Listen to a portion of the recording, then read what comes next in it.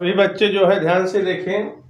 आज जो है ये लंबवृत्ति बेलन चल चुका है और ये अब इसके बाद जो है शंकु बताने वाले हैं। तो शंकु क्या है? शंकु जो है ये आप कुल्फी का नाम सुना होगा, कुल्फी के आकार का या कुप्पी के आकार का, कीप के आकार का, इस तरह के कोई भी आकृति है उसे जो है हम शंकु कहते हैं।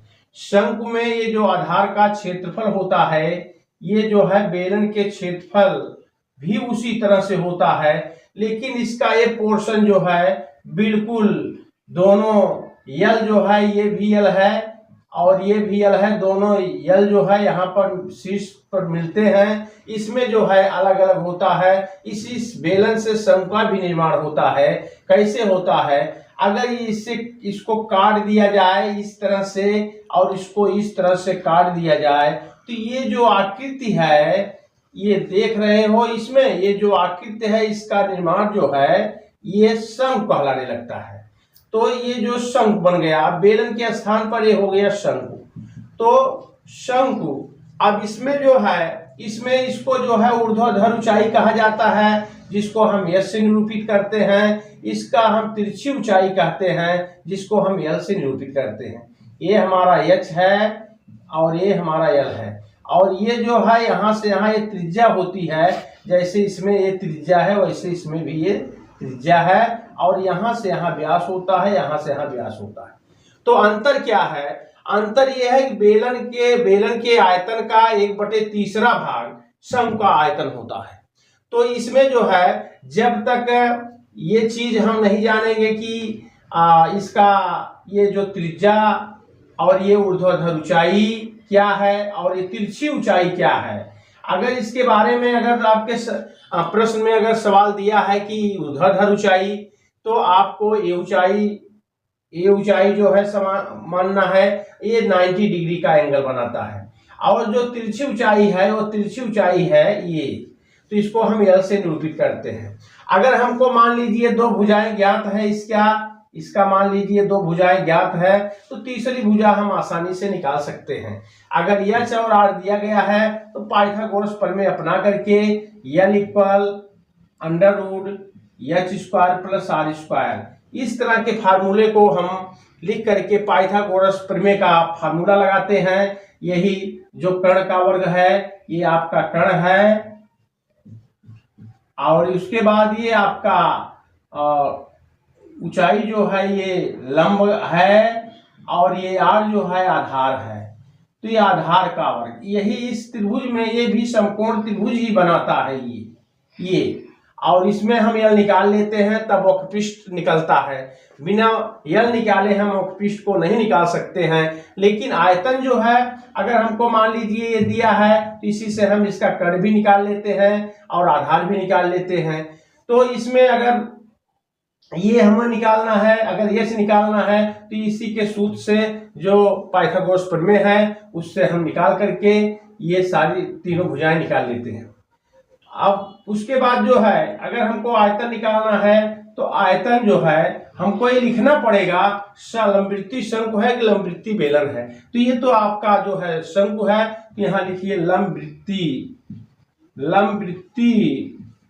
शंकु का आयतन जो होता है बेलन का, क्या आपने इसके पहले पढ़ा πr²h। अब इसी में 1/3 लग जाता है, क्योंकि तीसरा भाग बेलन के आयतन का तीसरा भाग शंकु के आयतन होता है और तीसरा भाग, तो इसलिए जो है हम 1/3 लगा देते हैं।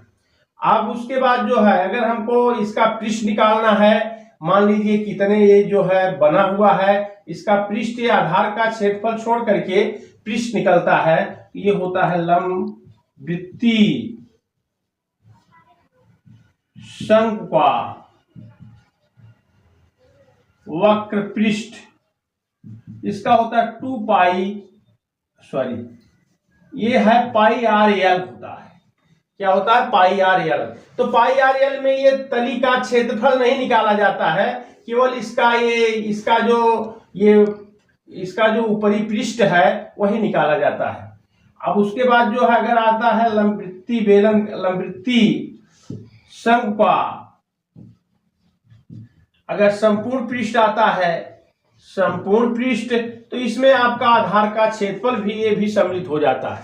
तो इसमें क्या होता है, पाई आर कोष्टक में आर प्लस एल। तो क्योंकि इसमें पाई आर स्क्वायर होता है, तो पाई आर स्क्वायर आधार का क्षेत्रफल हो गया। उसके बाद दूसरा जो है पाई आर एल है, ये वक्रपृष्ठ मतलब इसका ऊपरी पृष्ठ जो है वो, और उसके बाद आधार का क्षेत्रफल दोनों जुड़ करके ये जो है आपका बना है लंबवृत्तीय शंक्वाकार संपूर्ण पृष्ठ बना है। तो इसके बारे में अगर हम अच्छी तरह से जान लेते हैं तभी जो है यह आसानी से सवाल हल हो पाएगा, नहीं तो नहीं हो पाएगा। जैसे मान लीजिए एक शंकु है, अगर मान लीजिए इसकी ऊंचाई यहाँ पर दे दिया जाए कि चलो इसकी ऊंचाई 3 है और इसकी त्रिज्या 4 सेंटीमीटर है, तो इसका आयतन क्या होगा, तो आयतन का फार्मूला आपको यही लगाना है। क्योंकि ये आकृति कैसी है, ये शंकु आकार का है। अगर बेलन के आकार का है तो बेलन वाला फार्मूला लगाना है, शंकु के आकार का है तो शंकु वाला लगाना है। तो इसमें हम जो शंकु पढ़ा रहे हैं तो ये जो है शंकु का आयतन, तो ये आपको याद रखिए 1/3 पाई आर स्क्वायर एच। तो 1/3 पाई का मान पाई ही रख दीजिए 22/7, क्योंकि इसमें आर जो है नहीं कटेगा इसलिए पाई का मान पाई ही रख सकते हैं। तो आर जो है आपका 4 × 4 × एच जो है 3, क्योंकि एच ये 3 है, ए आर जो है 4 है। ये जो है कैंसिल हो गया, आप 4 × 4 = 16। ये पाई इसका मात्रक भी होता है सेमी क्यूब, अगर सेमी में है तो सेमी क्यूब, और मीटर में है तो मीटर क्यूब, डेसीमीटर में है डेसीमीटर क्यूब। इस तरह से हम इसका मात्रक भी लिखते हैं। तो ये आपको ध्यान देना है। अगर इसका यल किया जाए कि इसका क्या है, यल का मतलब होता है ये तिरछी ऊंचाई। तो तिरछी ऊंचाई में बिना हम तिरछी ऊंचाई निकाले हम ये वक्रपृष्ठ नहीं निकाल सकते हैं। तो तिरछी ऊंचाई का जो फार्मूला है यल = √h² + r²। तो यल का जो है h कितना है, ये 3 है, 3 का स्क्वायर प्लस r कितना है, 4 का स्क्वायर है। तो यल = ये 3 × 3 = 9 + 4 = 16। तो यल = 25। तो यल इसका मतलब एक स्क्वायर का मतलब ये तो वर्गमूल है, इसमें 5 × 5 करके यल = जोड़ा पेयर बाहर हो गया एक, ये 5 सेंटीमीटर। अगर सेमी है तो सेमी, मीटर है तो मीटर लिखेंगे। तो आपका यल मालूम हो गया। जब यल मालूम हो जाएगा तो आप वक्रपृष्ठ का फार्मूला लगा सकते हैं। तो इसमें लिख दीजिए शंकु वक्रपृष्ठ = पाई आर एल। तो पाई का पाई रखिए, क्योंकि पाई इसमें कैंसिल नहीं हो पाएगा इसलिए रख सकते हैं। और उसका आंसर अगर रखते भी है तो दशमलव में जाएगा, उससे घबराने की बात नहीं है। ऐसा भी लिखेंगे तब भी सही है, ऐसा करेंगे तब भी। आर जो है ये 3 है, यल कितना है, अब हमको इसमें आर और यल का ही महत्व है और इसमें एच का महत्व नहीं है। यल का मतलब तिरछी ऊंचाई आपका 5 आया तो 5 लिख दिया, 5 × 15 पाई। अब इसका मात्रक जो है सेमी है तो सेमी स्क्वायर लगाना पड़ेगा, मीटर है तो मीटर स्क्वायर लगाना पड़ेगा। तो इस तरह से, क्योंकि इसमें ये आधार का क्षेत्रफल सम्मिलित नहीं है। अगर इसका बोला जाए कि शंकु का संपूर्ण पृष्ठ बताइए, शंकु का संपूर्ण पृष्ठ पाई आर कोष्टक में r + यल, ये फार्मूला है, इसको याद रखिए। तो पाई का पाई ही रखिए। r क्या है, r तो आपको बताया गया है कि इसमें r जो है 4 है, तो 4 लिख दीजिए, फिर गुणे, फिर ये 4 है, फिर ये भी r है तो 4 लिखिए प्लस यल कितना है, यल यहाँ निकाला गया है 5, तो यहाँ पर हम 5 लिखेंगे। अब उसके बाद पाई × 4 × 5 × 4 = 9, दोनों जोड़ करके तब इसके बाद मल्टीप्लाई होगा, क्योंकि पहले कोष्टक का सॉल्व कर किया जाता है। तो 9 × 36 पाई।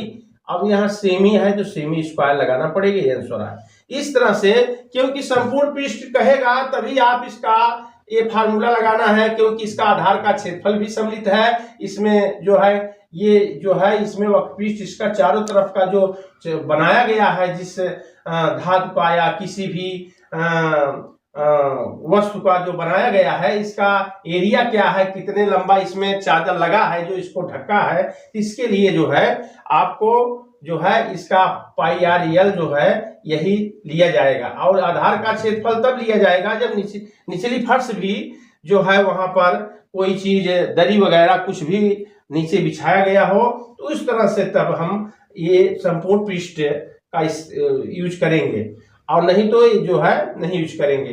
तो ये आपको मालूम हुआ या नहीं हुआ कि यल क्या है, एच क्या है, आर क्या है, तो इसके बारे में आप अच्छी तरह समझ लीजिए, तब ये आएगा, नहीं तो आएगा नहीं। और आप संपूर्ण पृष्ठ और वक्र पृष्ठ अगर आप ये नहीं समझ पाएंगे तो इसमें आधार का क्षेत्रफल सम्मिलित नहीं है, और इसके लिए जो है बिना यल निकाले हम वक्र पृष्ठ और संपूर्ण पृष्ठ नहीं निकाल पाएंगे। यल निकालना बहुत जरूरी है।